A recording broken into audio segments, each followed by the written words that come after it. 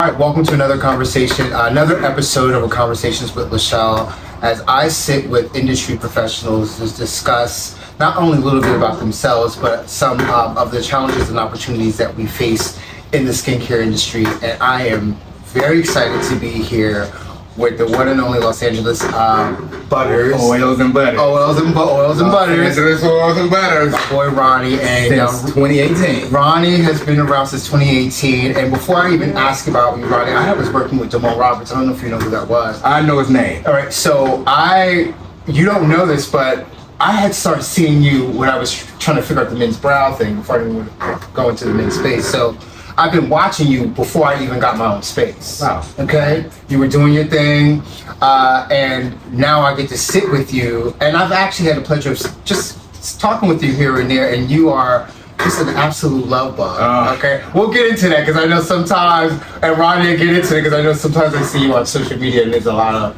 stuff that happens, and you kind of point things out. So, without further ado, just tell us a little bit about yourself, Ronnie, and how you got started.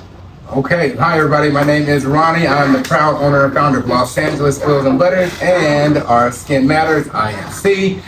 Let me see, okay, so I got started 2016, working in the hospital, right? I'm gonna give you a very condensed version of what happened. That's fine. Working at the hospital, I wore some of my body butters I had been making since 2011, 2013 to work. One of my coworkers smelled it as I walked by. She smelled the fragrance on me. She was like, "Oh, what kind of cologne is that? It smells so good." I said, "Well, it's not a cologne. It's a body butter that I make." She was like, "Oh, can you bring me some?"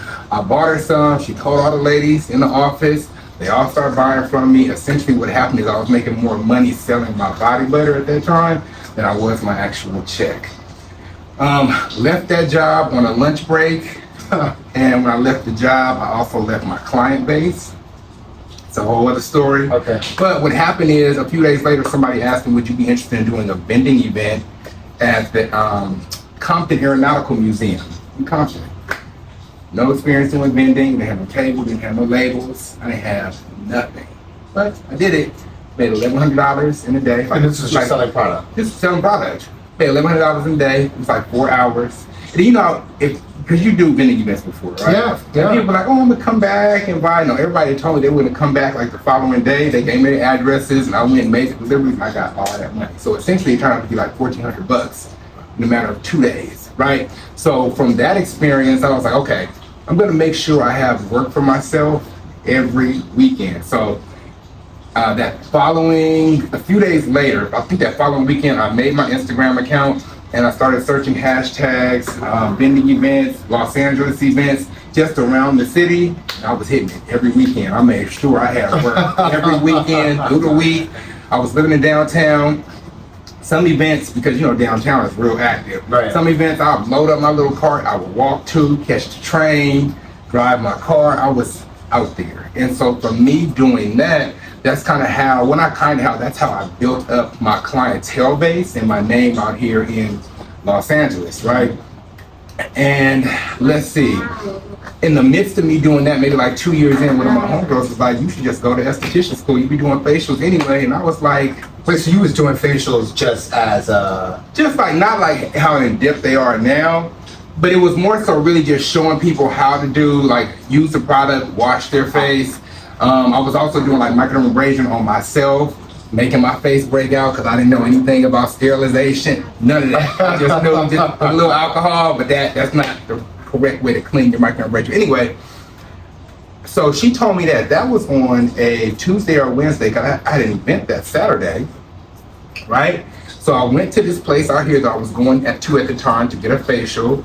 And I told the owner, I was like, my homegirl said I should go to esthetician school. And I'll never forget, the lady, she was like, "You should go because we need you." She wasn't talking about her business. She was just talking about the industry, right? Mm-hmm. So I'm going to think about it. So I get to the event that Saturday, and I still have the picture from the event. I have like the stripes. I remember like it was yesterday. This lady named Angela Robinson, I will never forget Angela. She walked up to me just randomly. She was like, "You should go to esthetician school and be an esthetician." I was like, "You're the third person this week to tell me that." She was like, "Yeah, you should go. And when you go to a community college, apply for a fee waiver, don't pay, you can go for free." So when I went home, okay, I'll send you the payment, Maria, thank you. No, cut that part out. Sorry. That's okay. No. We don't need to cut that out. I want it all raw and real. Housekeeper. He's got a housekeeper. We'll get to that one later. Very small, but yeah. But so that night I went home and I applied for Cerritos Community College, got in, and the rest is history. My first day at esthetician school, I was coming fresh off a hot boy summer. I wore like this little wife beater to school, like right, yeah, just feeling it. Well, here's the thing, like here in the beginning of your story, it sounds very much like what I'm doing, packing up that little bag and just kind of hitting everywhere you can go. And you started in 2018, it's now 2024. 24, and you have been, you have definitely grown your business into something. And what I love that I didn't know about the products beforehand. I didn't know your story at all. But I you just don't know how these things start out. Like, you didn't think about, oh, skin is what I wanted to do. It was just sort of a, let me show you how to use my products and my own love for my own skin, and then it became a career. Right. And it's fucking evolved, excuse my French. You said something that I wanted to touch on a little bit. That someone came to you and said that you needed to be here, the industry needs you. I've heard that before.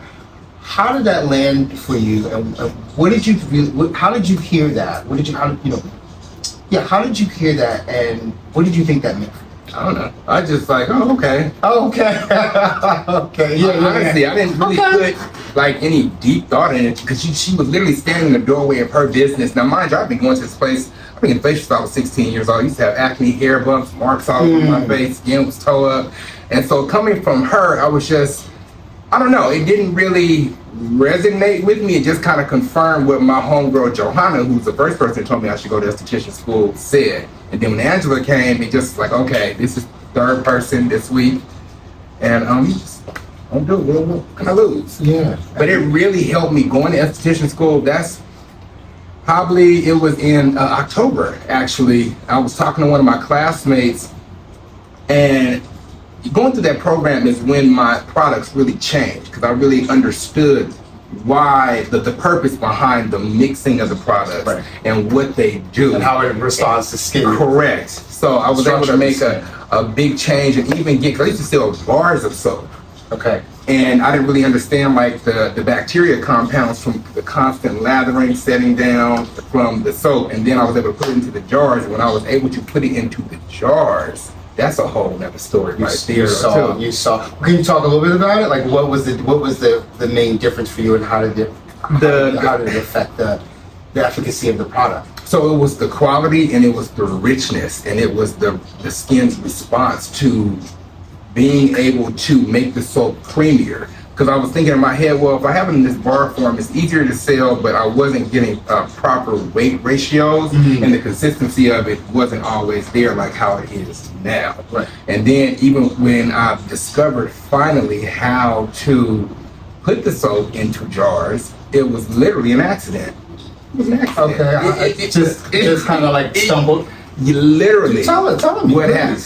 Well, at that time, so when I started esthetician school, I used to be a big weed smoker. I don't even think Snoop Dogg could have outsmoked me. I don't think so. Wiz Khalifa, I don't think none of them could outsmoke big time. Okay. But I remember the teacher, she was like, oh, smoking ages you. Yes, it does. It ages you. That day I quit. Well, after I smoked my blunt, 'cause I definitely had one over for lunch. Right. But that was the last day. The last call. That was the last call. So, actually, no, that wasn't the last day I smoked. What happened is, after I had mixed the soap, so I smoked my blunt, and I came home and I was just mixing the product. And because I was so blown, I was high. The blunt, fire blunt. It was fire. Yeah. I came home, and in the process of me mixing the soap, I did some steps out of order. And I was like, fuck. Because I definitely don't have no money to, at this point, replace all that. I had to make it work. And so as I'm mixing the soap, I'm like, And I literally, Lashelle, you ever heard a cash register ring before? Yeah. I literally heard that ring in my ear. You knew it. And that was the day I stopped smoking. Yeah. And so from that little accident, it's really it. And that farewell to smoke, that last high, that farewell to smoke. Yeah, literally kind of formed everything. Because even the smoking, like I look back in those pictures and I can just see how dark my skin was, how dark my lips were. You could just see it in my eyes. Smoking, it really does affect. I know. It robs your body of oxygen. I have been challenged with that in the beginning of the business. I have my business out of stress, not weed, cigarettes. Oh no, I definitely could. I never smoked. I don't smoke weed at all. So cigarettes was like my thing, and it was like sneaking smoking, and I would freak out, and I would take a bunch of probiotics, and I would do a bunch of skincare. It was nutty. I was nutty, and it's something that I still have to kind of like watch when stress comes up. But I understand how it does affect the skin. Talk about so you got this product developed in terms of a happy accident happened. You got it into jars. And is this one of your biggest products? Because I know that you are online a lot, and I know one product that stands out that I'm very interested in is your Emu.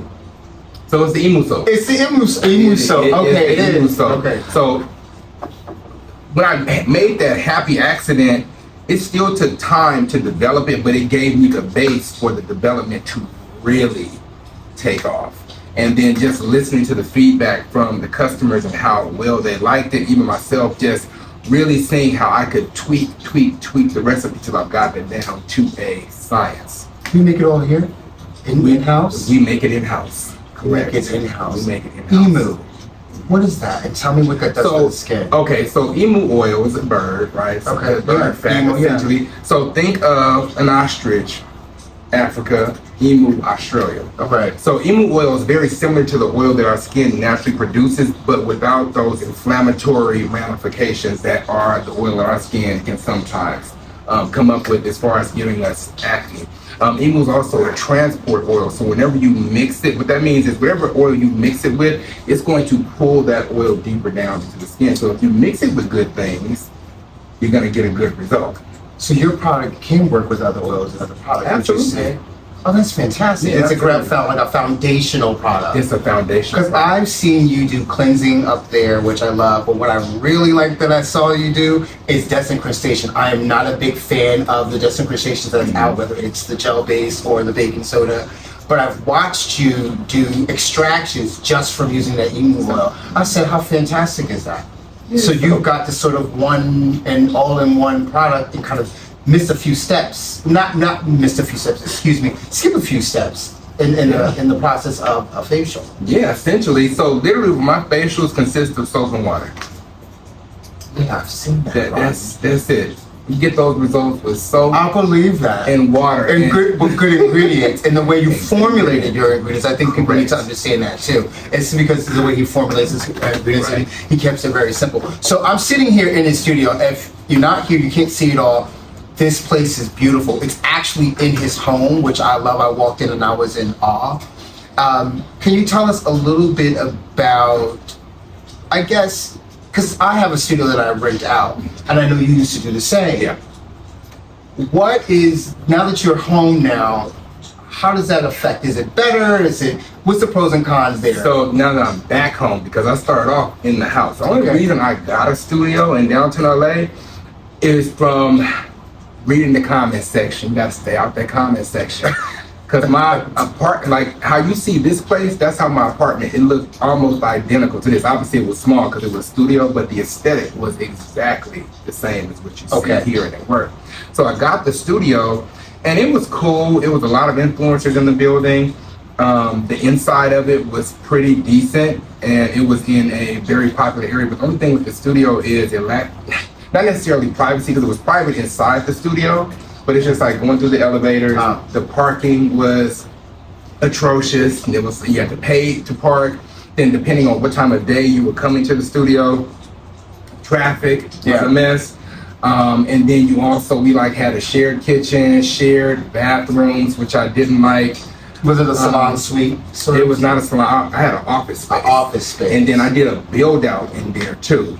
Okay. So the rent was cool, but it just didn't give me the privacy that I was used to. And the quietness. And the quietness. And in downtown LA, You got to deal with, the homeless population out there that's suffering with like mental challenges, and you can hear them screaming outside the window while you're trying to do, a facial. So for me, I personally, and my OG clients, they have liked coming sure they have. a private place. I mean, even just walking like into this. your own place, especially with OG clients who come not just for the work and the results that they get from you, but they come for you. Right. So coming in this space where this is completely your space, it's completely quiet, it lives in a beautiful neighborhood, it gives them a sense of peace. And I only know this because even when I'm in the salon suite, that sense of peace is kind of like short, because they come to, once they get through all of that to see me, I give them a great experience, you give them a great experience, they have to walk out through that to go back home.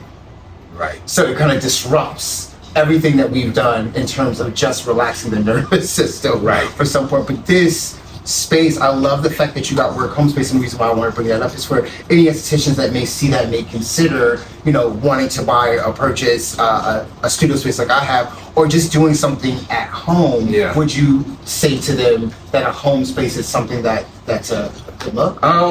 It just depends, because you see my place is very clean. You see my housekeeper, she just left. You gotta have your place clean. Yep. So Lashelle, I got this place not as a, oh wow, look at me, because I'm literally, like, my living space is in my bedroom. The rest of this, I got this space to work.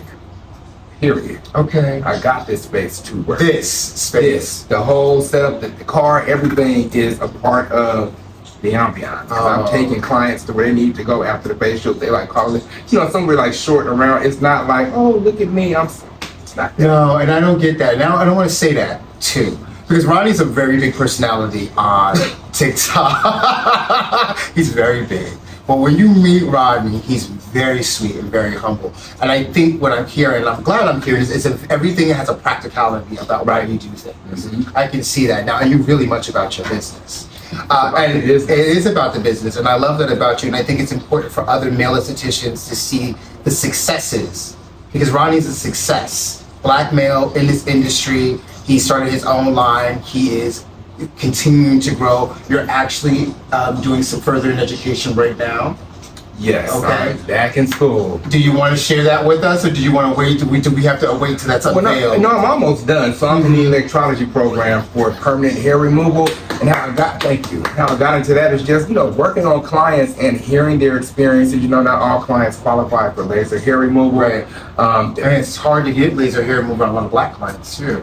Not really. Because the place I send my clients, so I've been going there for 8 years, no burns, no problems ever.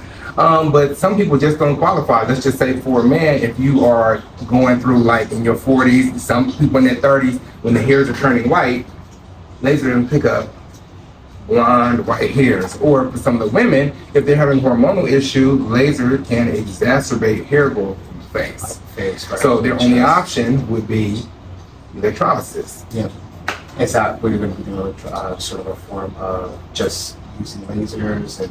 So no, I don't use any. You have to be a nurse to do that, well, at least out here. But for electrologists, that does fall under the California Cosmetology Board. Okay. Yeah, it's all under the state board. So the more you know. And so I'm just evolving with, as my clients are, for one, aging, and two, going through different phases in their life. Some people, after, like some of the women that I work with, after COVID, and they caught COVID, it really threw their hormones off. Yeah. Like big time. So the drug after vaccinations and change the chemistry. Yep. I've seen that actually. Yeah. Clients. Well, here's the thing. I love that you said pivot, because there's one thing that I have been doing is I've been realizing that the laws are changing for us more and more as estheticians since we became essential, right? So in California, our hands are pretty much tied behind our backs, and so you have to kind of expand outside of the treatment room, or else you really won't make any money. You have to find out different ways of being. Of bringing in other streams of income. I got an MA, medical assistant, thinking I was going to work with a dermatologist, okay? And now I'm like, okay, how can I kind of pivot with that? And what I've been doing is kind of using the talking situations, education, to kind of bring other streams of revenue in. Like what you're doing, you're going back to school, you're expanding your license so that you can be more valuable to your clients. Right. Just sort of pivot, because this industry is changing. Right. And I know you've been doing this for a while, and I know you have been kind of in the in the middle of the playing field with the industry trade shows. And I always like to ask this question, especially to the men that I speak with. What are some of the things that you see that you love and some of the things that you feel are big challenges in our industry right now? In the trade, I only went to 2 trade shows. I went to the one out here in Long Beach in 2018 because we had to. Then I went to one. It wasn't last year. Was it last year? Last year, or the year before last. Or even online, or even however you see all over, from all the avenues you're looking. Now, ask me the question one more time. What are some of the things, some of the challenges that you see in our industry now that you've been in this for some time and kind of fanning yourself out? I know you do a lot of the online chats and things that you hear. I feel like the state board needs to expand some of the laws for sure. I've been looking into how to get some bills passed as well. We're going to need at least $1.1 million even for somebody to even pick it up to hear the things that we want changed and expanded in our industry, but it is definitely possible because some of the body sculptors were recently able to get some of the things that they're able to do expanded with the state. Oh, wow. Right? So it's definitely possible if we come together. As far as being like a male in the industry, in the beginning of my career, because it's so heavily female dominated, it used to bother me, but now I just keep my eyes on myself. Yeah. I have my niche, I do what I do. I don't really don't watch other people. I know you don't, and you don't go to trade shows either. I don't go to trade shows. I am not mixy like that. Yeah. I'm not a mixy person. Yeah, you kind of got your narrow focus, and I would say I'd like to see you more out there because I think more people. What? Well, because first of all, there's not a lot of black men out there, and a lot of and what I like to do, along with some of the advocacy around the state board stuff, is also let other black men see that this is a viable, credible career path that they can choose. And there are some emerging young men in our industry that are coming up. Obviously, I'm in that chat. Are you in the same group, that big, large men's chat? No. So there's a big men's chat group. I spoke about this before. Started by one of the estheticians in Arizona, I believe, Gilson, Arizona. And there's more, especially black men that are coming in, and they're looking. Hey, I'm so glad you're here in the chat. So I love to see you more. To kind of let people see your success, and also show people how they can gain some sort of success or some sort of other focus. For instance, you're advocating for state board. I love that. Because just recently, within the past year, I was like, this is gonna flip, this is gonna change. How can the neighbors? This is what happens when you are doing things live. The neighbors. Okay. All right. Let me just close this back one. But I'm listening to you about the advocacy for the state board. Yeah, I love the fact that you're doing that because one of the things that I like to do is advocate for not only how they can expand what we're doing, as I'm understanding it, because I'm still very new to understanding a lot of things that we cannot do and how we can advocate, but also how can we help estheticians make more money with working with doctors, because I'm starting to learn the dynamic between the dermatologists and estheticians, the ones that are in the offices, and how they're treated and how they're not making money, right?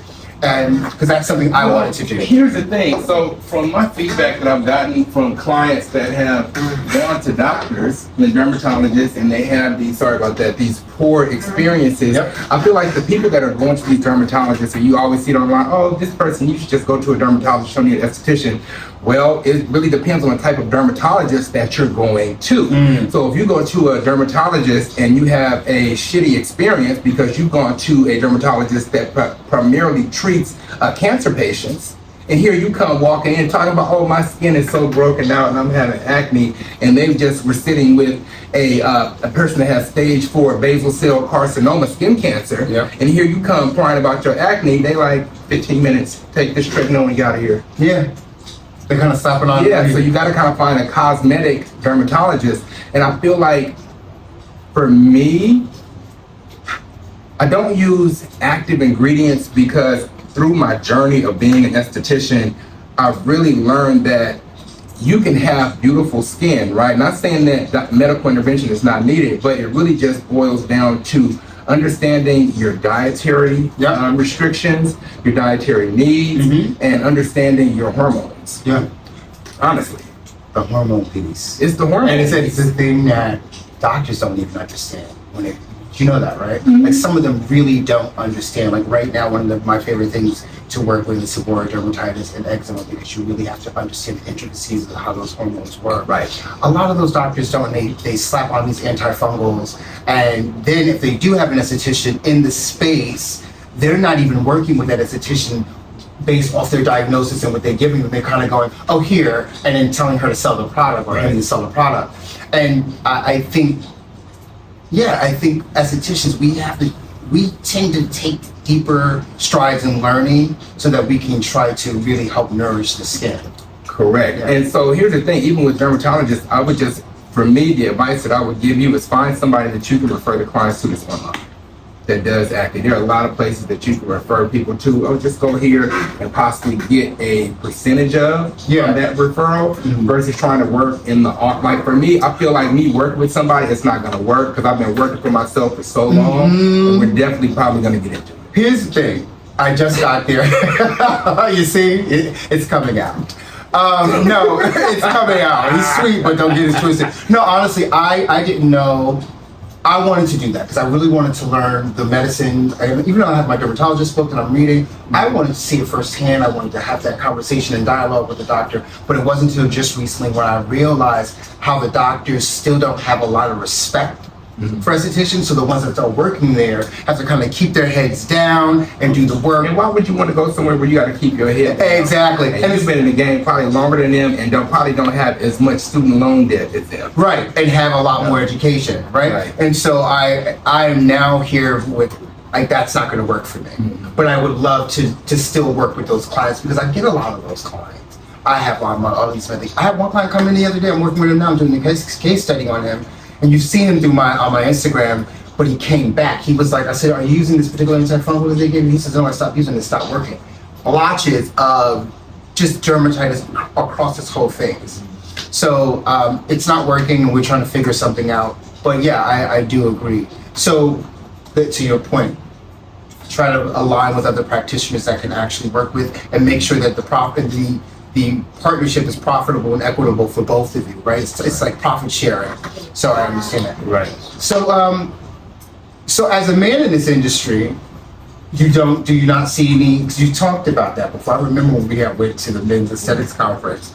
There's some representation of men in this industry. How do you feel about that? I mean, honestly, it is what it is. For us to be represented, people have to go through the program, especially out here in California. It is an Olympic program. You gotta just represent yourself. That's why I feel like you just gotta represent yourself. Get online, show yourself. A lot of people, they're not showing themselves because I feel like there are a lot of men in this industry, they're just not, in my opinion, showing themselves. Yeah, right? They're not really showing their work. Like if you go up and down my page, I don't really show my personal life because it has nothing to do with my business. In my real life, I'm not that interested. Yeah, that's what I talked about. I'm not that interested. I ain't that cool. But I know my work is very interesting. If you notice, even on my page, and I talk about this a little bit on my one of my posts that I recently did. I've stopped replying to comments, not because I feel like I'm so big, but just understanding.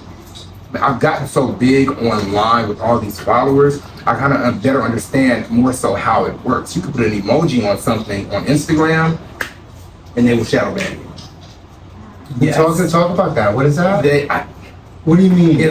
So you know, I used to go back and forth with people all the time. You really haven't seen me doing that because from me, especially in these past few months of me being back in school, not only studying electrology, but studying like gut health, inflammatory issues within the body, inflammatory causing foods. I have some projects coming out that are going to be available to people at home to really get those results. And I don't want to have any type of shadow bans or blocks when I post about this information because I want it to get out to as many people as possible. Right. So I'm just being real careful on how I step because this information is going to be very impactful to a lot of people, and it goes beyond skincare. Of course, yeah, and that's what I meant. It's about integration, right? It's about understanding that skincare is the largest organ of the body, which we all know, and the real skin health is less about what we do on the topical part. It's more about what's going on in here. Correct. So, and everything is only most skincare issues is lack of blood, lack of oxygen, blood circulation, and inflammatory responses in the skin.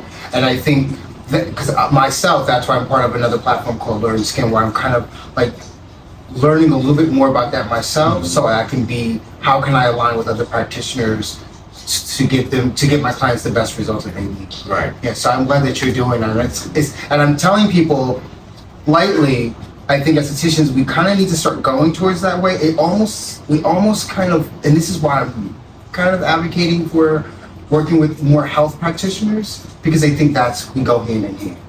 Well, that's true. I have a couple of hormone specialists that I work with. I'll send my female clients to, and then I utilize a couple of like other online resources.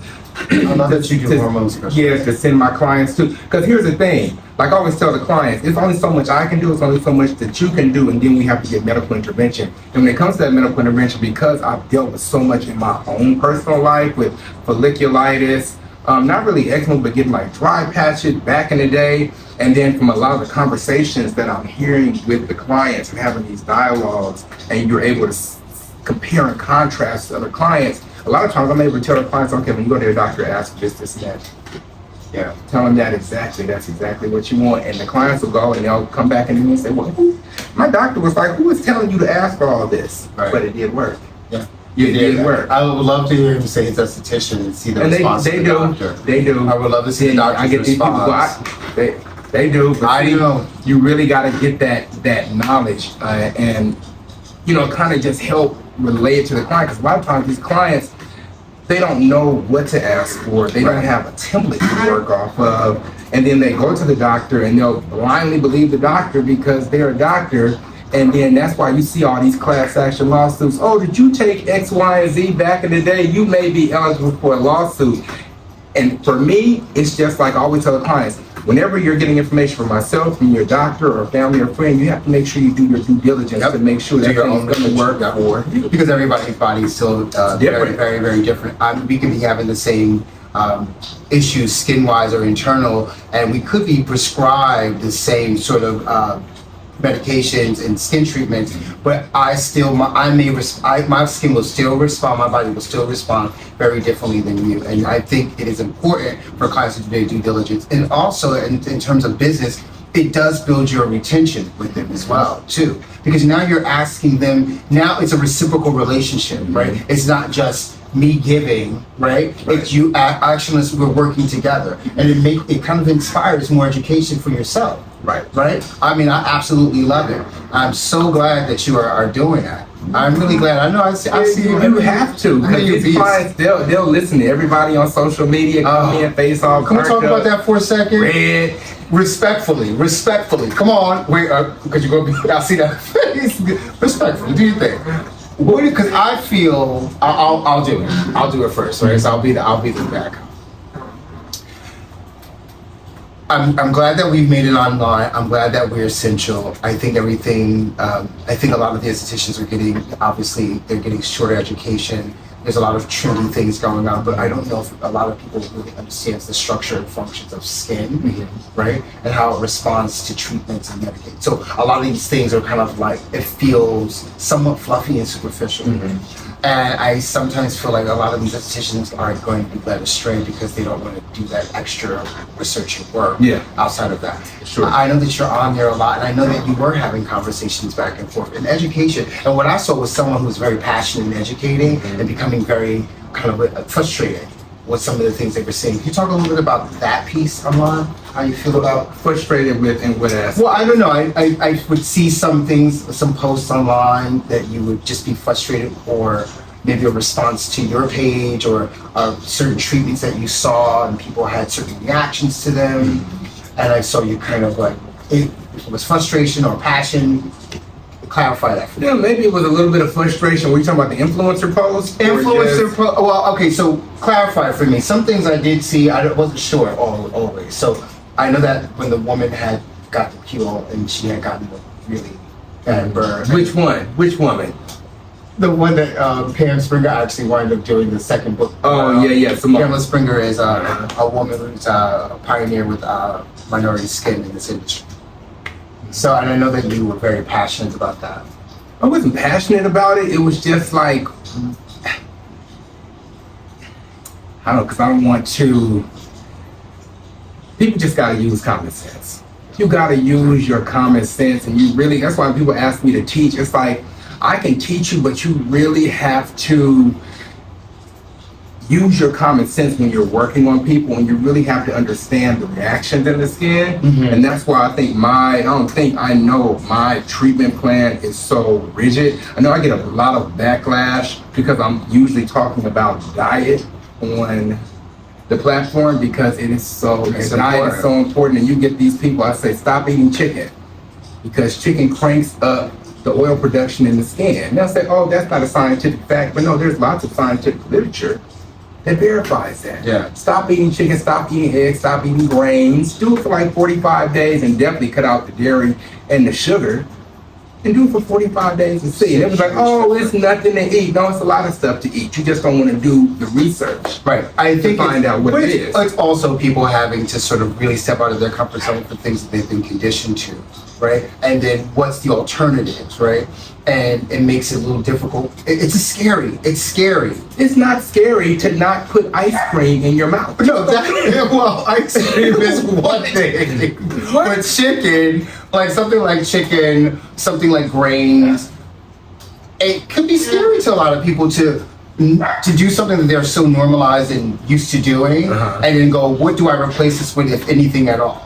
So I try to take cadence into that when I do that. Like the same client I was just talking about, I was like, we have to start looking at your gut health, and we have to start looking at some sort of probiotic. And he was like, Lashelle, I'm not going to stop doing this. I'm not going to stop doing. I mean, he was right away resilient because he knew that was the next thing that was coming.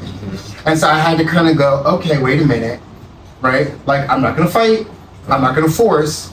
But I'm going to just kind of try to understand where he's at first, so I can meet him where he's at, so then eventually we can get to that space where I need him to be. I really get a lot of pushback like that. And I usually tell the clients that if it's rare that I get pushback, I say, you know what I'm giving you is just advice. You don't got to do nothing I'm saying, but you're going to keep getting the same result, and don't complain to nobody else. Go stand in the mirror. And look at yourself. And look at yourself, because it's you. And then usually I really because I have a really good bedside manner, and I know how to interact with people, because I worked in customer service for like 2 decades before I even, started my own business. It's really a finesse in how you have to walk people into a trap to see what they're doing. Like, so how's the diet? How's your diet? What you like to eat? And then they start talking. And you just let them talk. And you let them talk, and then you hit them with, oh, okay, so that's probably why your scalp is red, and then you give them the knowledge. Because a lot of people, honestly, they don't know. No, right. You're right. They have no clue. You're right. They have no clue. But some of them do know. And the ones that know, I ask them literally when they're right there on that table, I'm like, what you want me to do? Because I can only do so much. Right. If you go home and you leave and you eat your Bluebell ice cream, or you go and keep eating those eggs, and it's not only your face is red, what you probably don't understand is your scalp is inflamed too. I'm looking at it.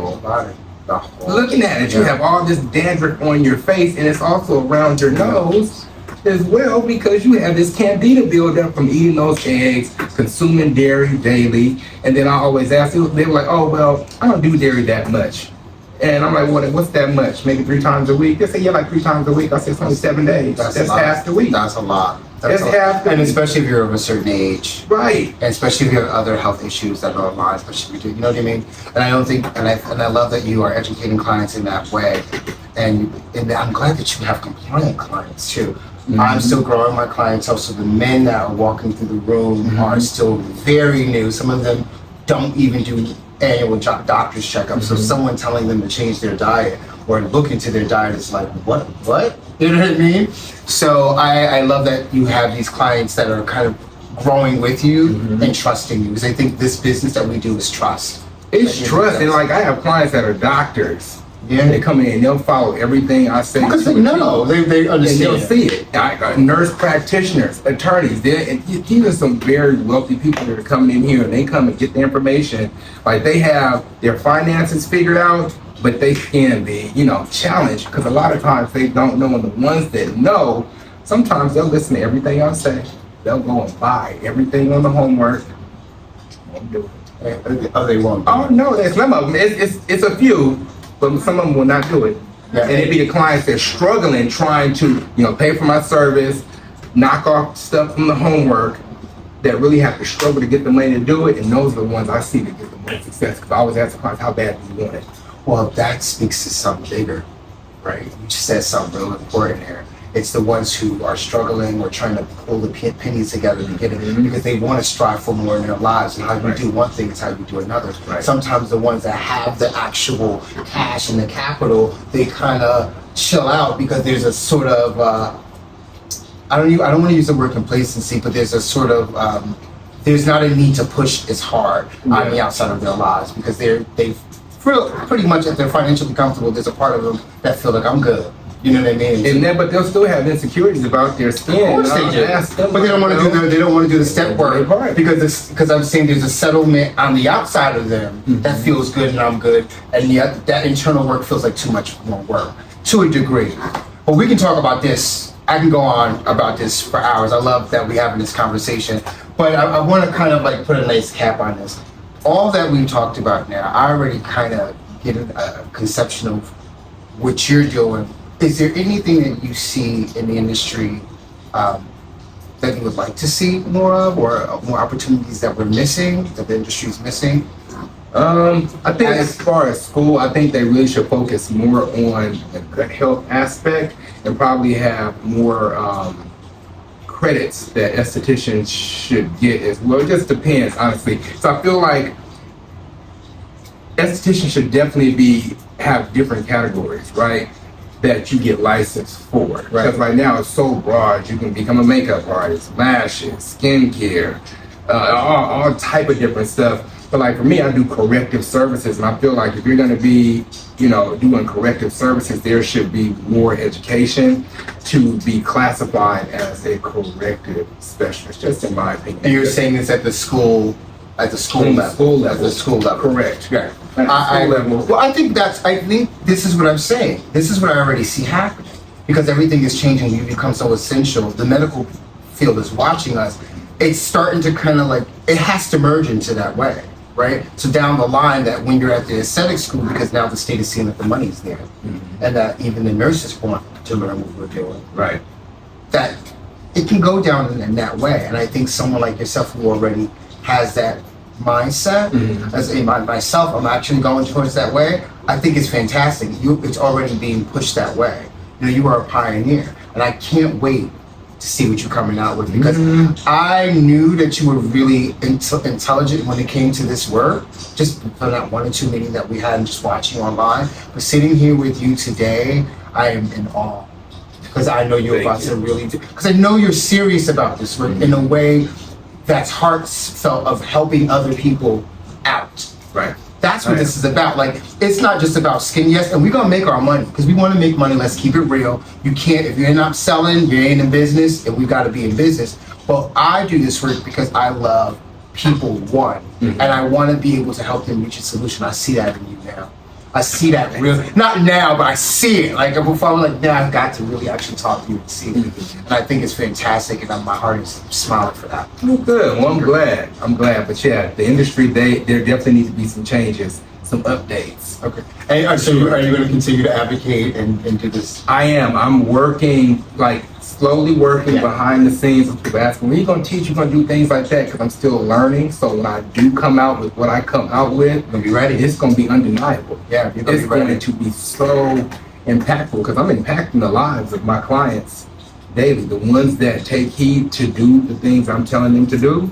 And it goes beyond using some products. Like I tell my products, my products are very, they're clean products, they're gentle products, but it's really what you do in this gut, that thyroid, sleep, it's other things that have to go into it. And if we need medical intervention, go get your medical intervention. It works in tandem. It works in tandem. It works in tandem, and I'm so glad. That's why I love doing this aesthetics work, because we get to really cultivate the health of the skin, and people don't really understand the depths of which that takes. So just you doing that and being who you are in this industry, like that woman said when you first, she says, we need you here. So how I heard that was, they saw you being this sort of, what I'm seeing today is someone who is very solid, who is very genuine, and who is going to do the work that it takes to get the results that's needed. Yeah. So I'm glad that you are here too.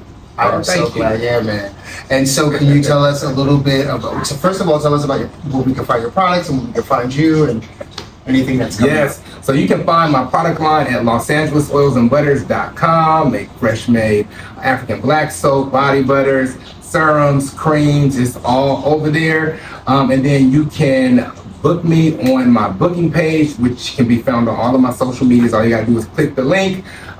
It can be a little bit challenging to get an appointment sometimes because I really stay booked, but once you become a client, you'll always have first dibs at booking appointments. You just gotta get in. And I'm telling you, it'll be really worth your time. I always tell people that are coming to see me, you're not coming for just a skin transformation, you just wanna make a whole health transformation as a whole, right? Because I feel like if you focus on whole body care, it's gonna show up in your skin. Yeah. It's definitely going to show up in your skin if you focus on your whole body care. And that's what I help my clients with their whole body care. And there's things that I do outside of, or let me see how I'm trying to say it. It's things that happen during the session that have nothing to do with skincare, but have everything to do with just the care of your body. Yep. So I agree. So thank you so very much for that. Mm-hmm. And Los Angeles Butters, LosAngelesOilsandButters.com. That's where you can buy the products. So you forgot to plug that. And then we can I find said you. it, LosAngelesOilsandButters.com. Did you say your TikTok and your Instagram? LA Oils, and then my TikTok is LA Oils. If you search Ronnie, Ronnie's gonna come. What's gonna be some other Ronnies that come up, but I'm definitely gonna come up. Oh, he's gonna be the first. And then my Instagram is at Los Angeles Oils and Butters. Yeah, those are my social medias. Well, thank you, man. I appreciate it. And thank you all for joining another conversation with Lashelle. And please click like and subscribe to the channel. And you'll see me again with our next interviewing.